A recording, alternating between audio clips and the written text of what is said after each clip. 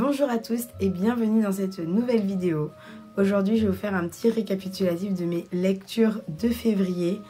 Et comme vous voyez, mon setup a pas mal bougé parce que je sais pas si je l'ai déjà dit sur YouTube, mais j'ai viré mon canapé. Donc voilà. Donc là c'est beaucoup plus accessible. Ma bibliothèque elle est énorme. Enfin elle paraît énorme mais elle est pas si énorme. Mais du coup ça fait un espace incroyable. Donc voilà, là j'essaie de voir qu'est-ce que je pourrais me prendre comme petite chaise ou alors petit fauteuil, voilà, pour pouvoir combler un petit peu l'espace et éviter de lire dans mon lit parce qu'en fait dès que je lis dans mon lit je m'endors. Donc voilà, pour pouvoir pallier à tout ça, je vais vous montrer du coup tout de suite les lectures que j'ai fait, que j'ai réussi à faire en ce mois de février. Petit mois, petite lecture. Donc j'ai pris mon petit téléphone pour bien voir un peu ce que j'ai lu, ce que j'ai fini en février. Et en février, début février, j'ai fini Daydream, le 3e tome donc de Maple Hills de Hannah Grace. Et vraiment une dinguerie parce que c'était avec Henri. Et je vais pas non plus vous donner le... Je sais que les tomes sont quand même... Bon, on peut les lire un peu séparément, mais ça nous donne du gros spoil sur les deux couples d'avant. Et Henri, trop mimi. On pensait trop parce que, bon, bah, Henri n'est clairement pas comme les autres. Mais elle a bien précisé, l'autrice a bien précisé que, voilà, c'était pas un roman qui sera basé sur... le fait qu'il se fasse diagnostiquer, etc. Et ce qui est bien parce qu'en fait, on découvre vraiment un Henri naturel, un Henri, de manière naturelle, pas spécialement dans les termes médicaux. Je perds tout. Là, je perds tout puisque je suis en repos, donc je perds tout. Donc voilà, c'est le book boyfriend par excellence. C'est le boyfriend par excellence. Il est tellement mignon. La communication entre eux. En plus, voilà, c'est avec aussi... je sais plus comment elle s'appelle. Anna. Je crois que c'est Anna. Parce que c'est 2 H. Genre Hale. Voilà. Je dis des bêtises. Par Anna. Hale. Hale qui n'est pas... si vous voulez, au niveau du corps et tout. Genre le type de personne qu'on voit souvent dans les romances. Et c'est bien en fait parce que je trouve que ça arrive, ils commencent à introduire en fait des personnes de toute morphologie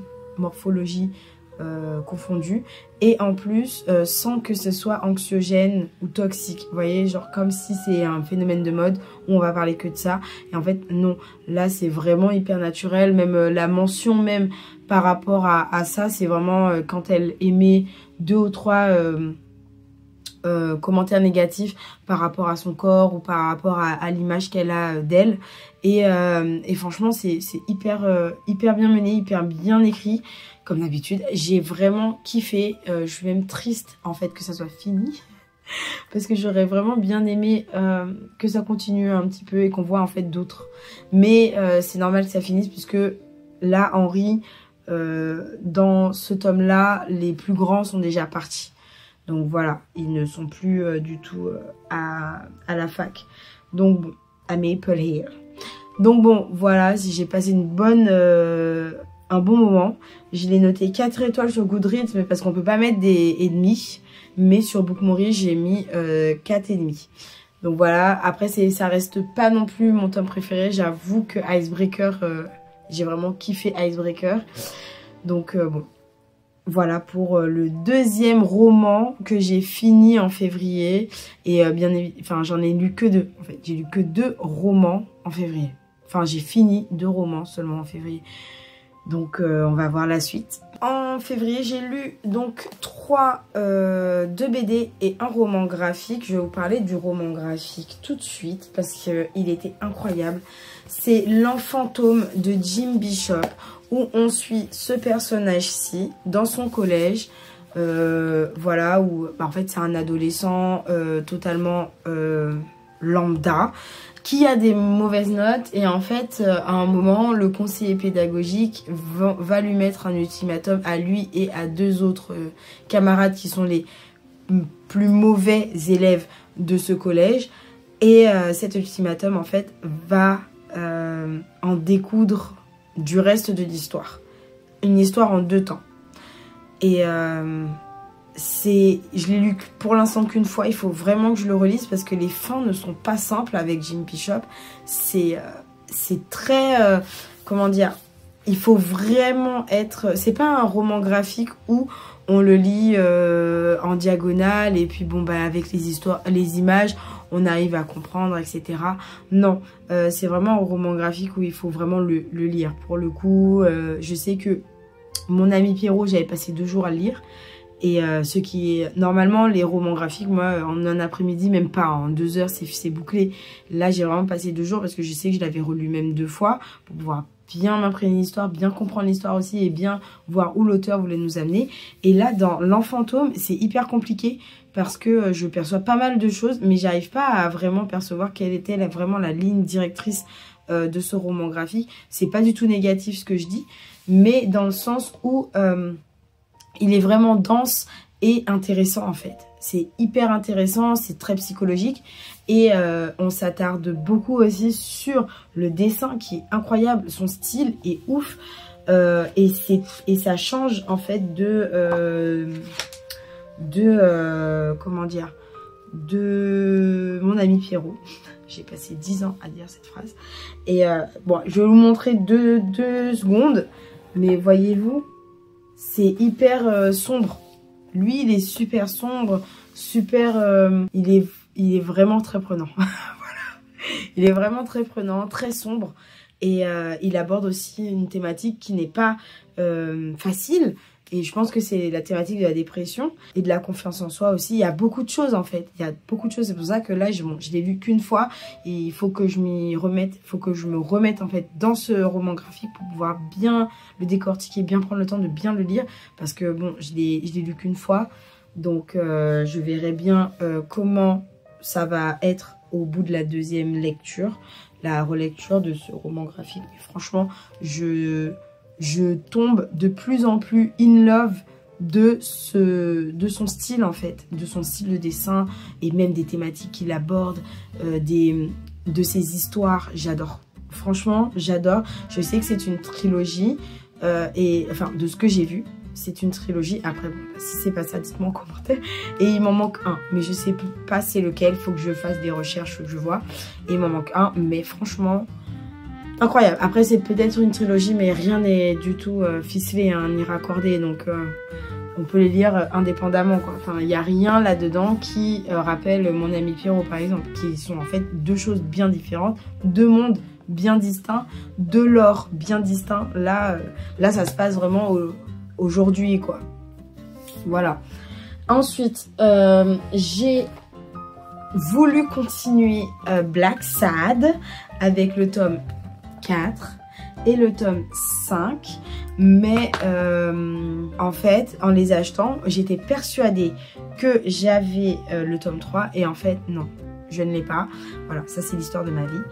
Et donc il me manque le tome 3, 6 et 7 et je crois qu'il y a d'autres histoires un peu filler, donc à voir comment je fais. J'ai bien aimé celui-ci, j'ai vachement kiffé celui-ci qui se passe alors c'est inspiré des États-Unis, hein. Enfin c'est les États-Unis, hein, clairement, mais avec du coup des animaux humanisés.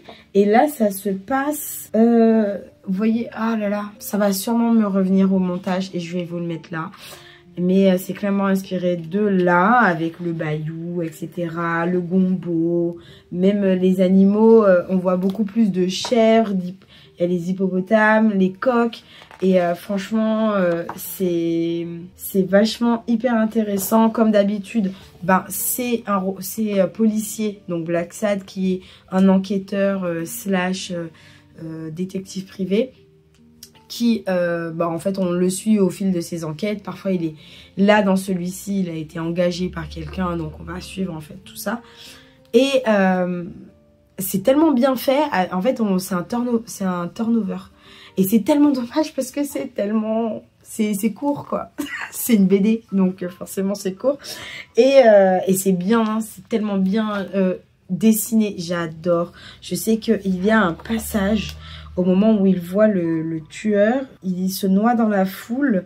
Et j'ai trop aimé ce passage, mais je vous avoue que je ne sais pas trop. Ah voilà, c'est là, hop là, hop.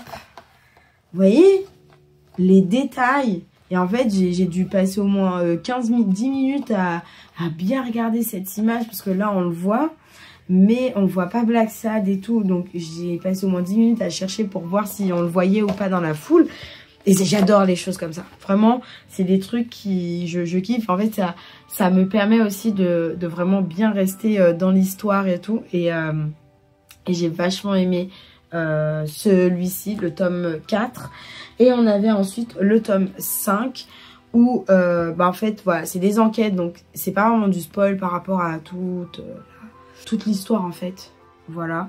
C'est comme si on regardait... vous voyez, tout ce qui est Hercule Poirot ou Columbo, enfin, il n'y a pas d'histoire de base, et après, il y a plein d'enquêtes autour. Là, moi, je trouve que, bon, ça va, on peut les lire un peu séparément ou pas dans l'ordre. C'est pas... ça va. Après, c'est mieux de les lire dans l'ordre. Et dans celui-ci, en fait, on voit un Black Sad qui a envie de raccrocher et qui, en fait, il se passe quelque chose et il y a une aventure, etc. Et là, pareil, on s'enfonce encore un peu dans l'Amérique. Et franchement, c'est très bien dessiné, c'est très bien fait. L'expérience, en fait, de se déconnecter et de voyager est là. Et puis, j'adore, en fait, d'utiliser ces animaux humanisés. C'est bien, en fait, ça nous permet de vraiment rentrer dans une histoire un peu, vraiment, l'imaginaire, quoi. Et j'ai bien aimé ça. Et voilà, c'est sombre, vu que c'est un thriller. Donc, c'est sombre, les thématiques ne sont pas simples. Même les fins ne sont pas simples. Je sais que dans le tome 4, j'avais un peu le cœur...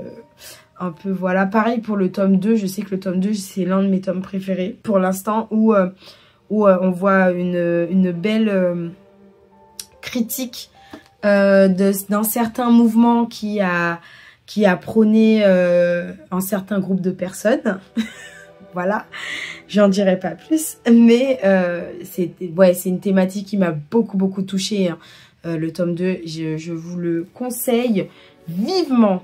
Donc voilà, c'était les 3 romans graphiques BD que j'ai lus ce mois-ci. Et vraiment, je ne suis pas déçue. Ce mois-ci, j'ai pas eu de mauvaise lecture. Je n'ai eu aucune mauvaise lecture. Après, c'est pas comme si j'avais beaucoup lu. Et pour finir, les mangas. J'en ai lu pas mal. J'en ai lu pas mal. Si vous avez vu ma vidéo juste avant où je vous avais dit que je faisais le petit mois petite lecture, au final, j'ai bien rempli mon cahier des charges, sauf le roman.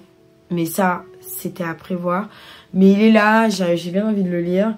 Ah mais il y a quelque chose aussi. Ah non, je l'ai fini et je l'ai pas mis. Non, Lightfall, je l'ai fini fin janvier, je crois. Bref, dans tout ça, peut-être qu'il y a Lightfall qui a dû glisser entre les trucs.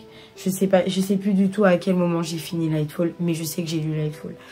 Bah si, parce que je l'ai fini avant les vacances de février. Donc oui, je l'ai lu aussi en février. Mais ça, j'ai pas rentré sur Bookmori. C'est très bizarre. Enfin bref, donc dans les mangas, j'ai du coup avancé dans Ton visage au clair de lune, avec le tome 2, 3 et 4 qui m'ont été offerts à Noël. Et vraiment, j'ai envie de continuer. J'ai envie de continuer. Il n'y en a que 8 pour l'instant. La saga est en cours. Donc là, je me dis, bon, ce mois-ci, j'ai acheté que les 2 Black Sad, mais j'achèterai pas plus en mars. Mais par contre, en avril, je pense qu'ils vont passer à la casserole. J'ai adoré. On suit, comment elle s'appelle, Yoi, et on suit aussi Ichimura. Donc les 2 qui sont sur cette couverture, on suit en fait leur petite histoire. Où, voilà, elle, c'est le prince, on l'appelle prince du lycée, mais c'est une fille, hein, bien évidemment. Mais comme elle a des traits tellement mi-féminins, enfin androgynes, elle a des traits androgynes. Et voilà, les filles sont à fond. Certains garçons un peu aussi sont en mode, oh là là, le prince, il est si beau, bref. Mais voilà, en fait, elle se questionne beaucoup sur sa féminité, etc. Ce qui est normal, en fait. Et elle tombe sur lui. sur lui. Voilà, c'est de la romance, de la belle romance au lycée. Elle tombe sur lui qui va l'aimer pour son apparence à la base. Mais plus on avance dans l'histoire et en fait plus il commence à se poser des questions sur réellement ce qu'il pense d'elle. Et franchement c'est grave mignon. Le tome 4, comment ça s'est fini, j'étais comme ça, j'avais envie de lire les scans, mais après je me suis dit non Samantha, ne lis pas les scans, parce que si tu lis les scans, tu n'achèteras pas les mangas. Et c'est ce qui s'est passé pour le manga d'horreur avec le fils et sa mère, où en fait j'ai tout fini en scan et je les ai vendus sur Vinted, quoi. Donc ça ne sert à rien. Il faut que je les achète parce que j'ai envie de les avoir, j'ai envie de les relire.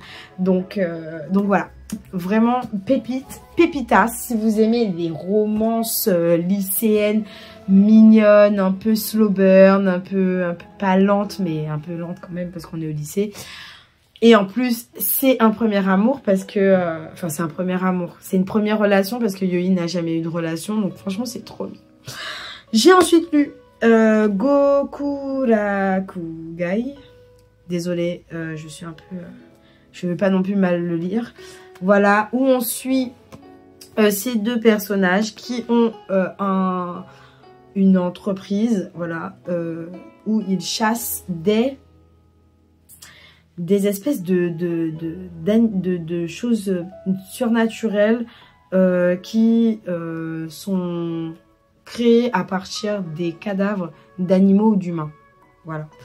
Et voilà, je n'ai lu que le premier tome. C'était vachement intéressant. Les dessins sont très bien faits. Je l'adore. Vraiment, je l'adore. Je l'adore. Et lui aussi, en fait, c'est pas le...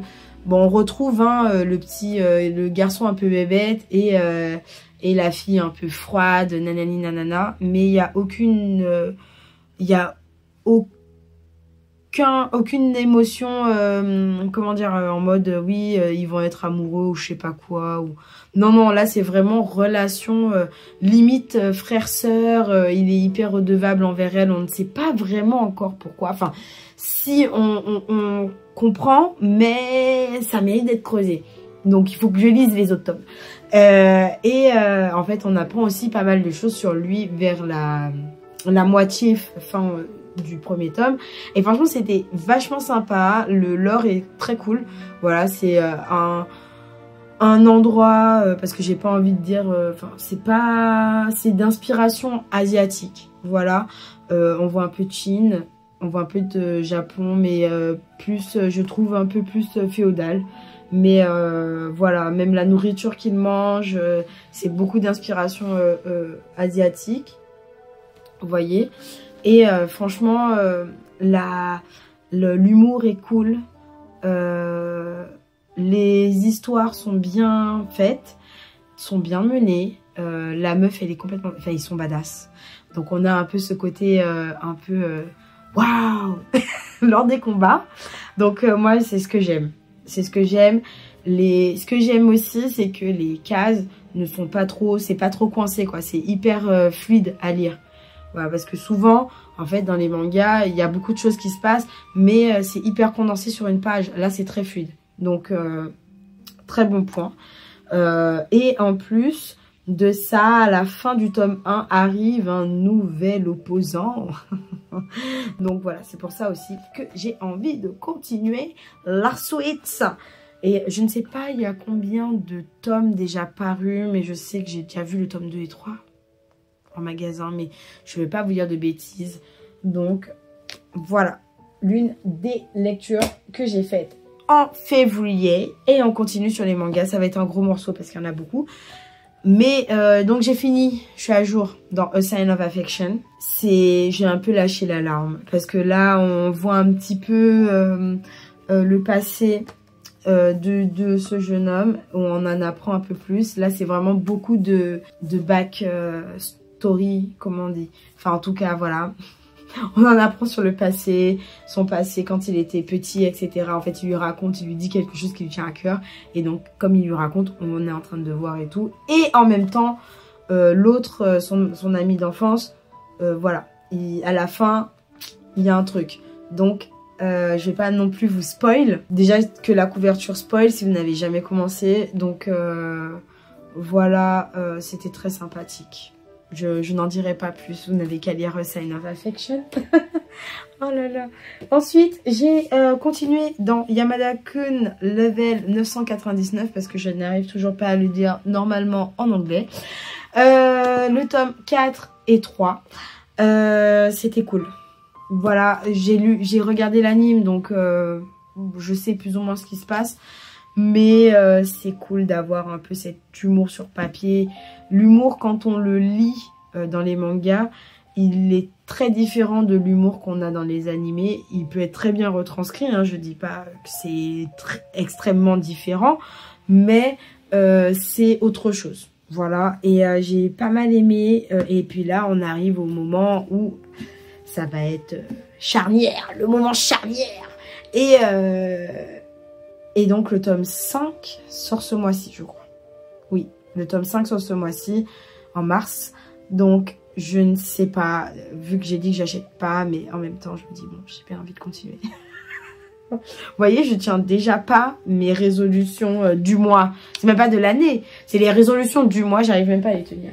Non, je vais pas acheter. Je vais attendre le mois prochain. Voilà, c'est toute ma vie de toute façon. Ensuite, j'ai fini, enfin j'ai pas fini, qu'est-ce que je raconte? J'ai continué L'amour est dans le thé. J'avais lu le tome 1, j'ai relu le tome 1 pour me remettre un peu dans le bain parce que j'avais un peu oublié, zappé certains éléments. Et en fait, à un moment, je crois que c'est tome 3, 4, un truc du genre, il se passe quelque chose et ça m'a vraiment fait chier quoi. Ça m'a vraiment saoulée. Et puis même lui, la communication, c'est pas encore ça, c'est très slow burn. C'est très slow burn, on a des petits moments qui nous raccrochent au truc et puis il y a des moments un peu voilà. Après il se passe pas mal de choses, hein. Forcément on est dans une ferme de thé, donc il y a tout le milieu entreprise, tout le milieu... et puis bon il y a aussi eux. Après ça va, c'est les 2 premières pages du tome 1, on sait déjà, enfin même dans le résumé on sait déjà du tome 1, donc leur faux couple qui en prend en fait un coup. Il y a pas mal de choses qui se passent, il y a pas mal de révélations qui se font. Je ne sais plus parler. La France.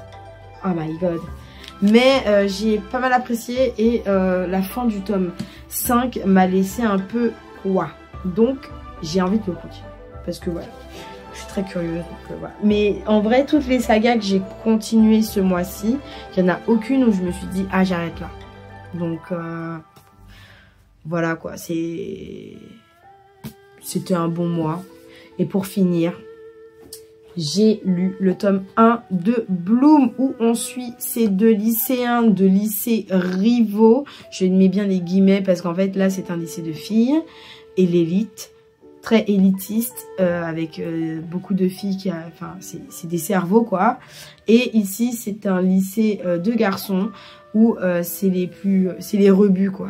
On a l'impression que quand ils le décrivent, c'est vraiment les plus gros cancres limite de tout le Japon qui vont là quoi, genre limite. Et en fait on le lui, oh il est tellement attachant. Je sais pas si certains l'ont lu, mais oh, il donne envie d'être protégé. Enfin, on a envie de le protéger. Et elle est tellement mignonne et tellement... ils vont trop bien ensemble, ils sont tout doux, ils sont... Bon, c'est de la romance lycéenne aussi, donc c'est du slow burn, il se passe des petites choses, etc. Et puis de toutes les manières, bon, ce sont 2 lycées rivaux, donc on sait très bien qu'il va se passer des petites intrigues qui vont nous faire serrer le poing, mais ils sont vraiment super mignons ensemble. Et en général, les romances dans les mangas, enfin par moments... c'est très abrupt quoi, enfin c'est ouais love at the first sight ou alors ah là là le mec est populaire ou je sais pas quoi. Là on sort totalement des standards avec un mec qui est hyper timide mais qui a une apparence de on dirait un tueur etc. Bon ça aussi un peu ils aiment bien faire ça hein. C'est un type de personnage qui revient par moment et puis elle qui est super douce mais elle est pas elle est très franche et très droite, vous voyez. Et franchement, j'ai hâte de continuer. Je sais pas quand est-ce que sort le tome 2, j'espère qu'il sortira rapidement. Il faut les sortir rapidement parce que je sais que les scans sont très loin. Parce que j'ai une copine qui les lit en scan. Et moi je veux pas, j'ai envie de les avoir. Parce que je me dis, si maintenant j'aime, j'ai envie de les relire. Par exemple comme Fruit Basket, je sais que Fruit Basket, c'est un manga que je lis au moins une fois par an. Donc j'ai des mangas comme ça où ça me retente, quoi. J'ai envie de le faire, quoi. Cette vidéo s'achève. Je viens de vous montrer donc toutes les lectures que j'ai faites en février, que j'ai lues. Donc on a 3, 4, 5, 6, 7, 8, 9, 10, 11, 12, 13, 14, 15 et Lightfall 16. Ça va, je compte, mais c'est pas forcément pour décrédibiliser les personnes qui n'ont même pas fait une lecture ce mois-ci, et c'est totalement normal. Moi ça fait là j'étais dans Le sang et la cendre, le tome 3, que j'ai complètement, ça fait un mois hein, que j'ai complètement mis en pause depuis 3 semaines, et parce que en fait voilà, je suis une mood rideuse et il y a des moments où je décroche. C'est pas que je n'aime pas ce que je lis. Parfois, j'aime beaucoup ce que je lis. Sauf qu'en fait, je décroche et j'ai besoin d'autre chose pour, en fait, j'ai envie de lire autre chose. Et là, février, ça tombe toujours comme ça, où il y a toujours un mois dans l'année où je ne fais que lire des mangas ou des romans graphiques et tout. Et j'ai du mal à reprendre un roman classique, quoi. Et ce mois-ci n'a pas loupé. J'ai mis en stand-by des lectures que j'ai une pile de livres. De toute façon là, comme vous avez vu, j'ai tout refait un peu ma bibliothèque. Et en plus, à côté, j'ai bien rajouté encore une bibliothèque parce que mes mangas sont en train d'étouffer. J'ai au moins 2 à chaque fois rangés. Et j'aime pas trop, j'aime bien quand il y en a qu'une. Donc voilà. Et même faire vraiment un coin romance. Enfin bon, bref, c'est pas ça l'histoire. Mais c'est vrai que je compte pour me positiver. Même si j'en fais une, je vais la compter. Même si j'en fais 2, je vais la compter. Et je vais me dire, c'est bien, au moins, t'en as lu 2, t'en as lu 1. Et c'est très bien. Donc voilà. Je ne compte pas, je ne vous dis pas le nombre pour vous décrédibiliser. Je dis ça juste pour moi. Et donc, pour le mois de mars, c'est là que ça va être un peu plus compliqué parce que j'ai décidé de faire un petit no-buy ce mois-ci. Et en même temps, j'ai envie d'avancer dans certaines lectures. Mais j'ai du mal à reprendre la lecture, même sur ma liseuse. J'ai du mal à reprendre les romans graphiques, etc. Donc j'essaie de ne pas me mettre forcément de pression. Je vais essayer de voir si même le challenge, parce que le season book de l'hiver s'achève. Il y a celui du printemps qui va redémarrer. Vous aurez bien évidemment une petite vidéo sur la pile à lire. Mais pareil, je ne sais pas si cette pile à lire sera conséquente ou quoi. Parce que, en ce moment, j'ai pas spécialement d'envie. J'ai pas d'envie. Après, c'est pas non plus négatif ni mauvais. Il y a des moments comme ça où, en fait, on fait une pause. Juste, j'espère ne pas être en panne de lecture. Parce que, bon, j'ai une palle bien remplie. On va dire qu'il y a pas mal de livres que j'ai pas lus ici. J'aimerais bien les lire. Et j'espère ne pas rentrer dans une panne de lecture. Ce qui m'était arrivé en 2023. Où j'avais une grosse panne de lecture. J'étais restée 6 mois sans lire. Et bon, 6 mois sans lire, mais pas 6 mois sans acheter. Hein, bien évidemment. Sinon, c'est trop facile. C'est trop marrant. Donc, bon, je ne sais pas du tout si en mars... je vais lire beaucoup. Et en vrai, est-ce qu'on s'en fout? Oui, parce que c'est pas très grave. Cependant, il y a un livre que j'aimerais beaucoup lire. C'est Filles de la mer. Et qui m'intéresse beaucoup. C'est sur...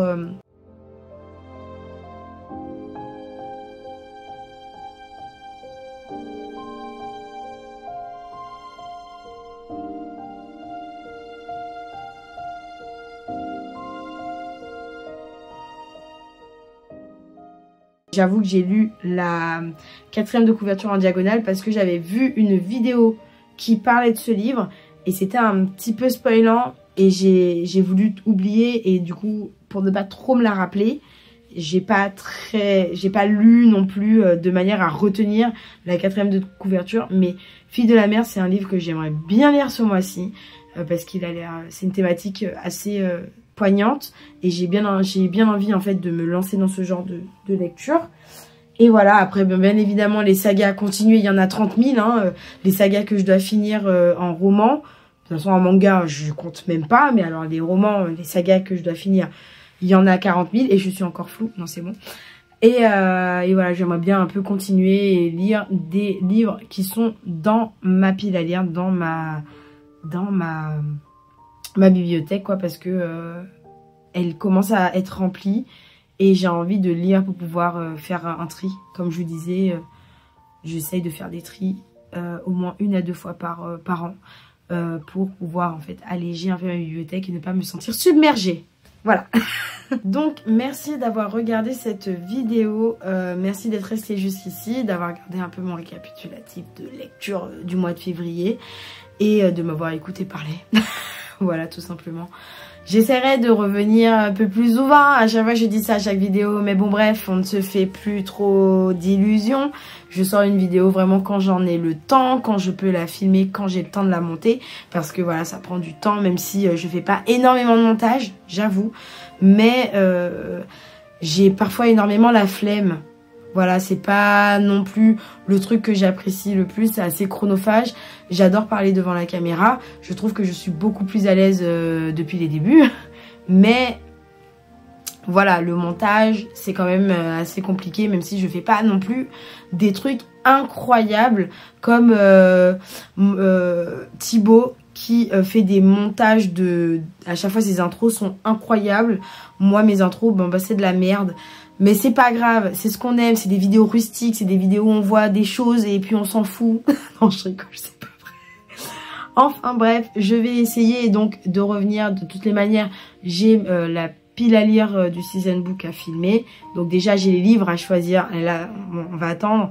De toute façon, j'ai le temps puisque le challenge du printemps commence le 20 mars. Donc j'ai vachement le temps de réfléchir à ce que je mets dans ma pile à lire. Et aussi, j'aimerais bien vous filmer un petit vlog blabla, etc. Enfin voilà, c'est un peu les trucs, les envies que j'aimerais bien faire.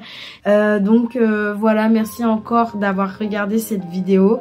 N'hésitez pas à mettre un like, un commentaire. Je regarde vos commentaires, donc forcément, ça me fait plaisir quand je vois vos commentaires, même si vous réagissez un petit emoji, etc. Vu que là, il fait beau, il recommence à faire beau, mettez un emoji soleil. Voilà, un petit emoji soleil. Si vous savez pas quoi dire, ou comme ça. Donc voilà, merci beaucoup et ciao!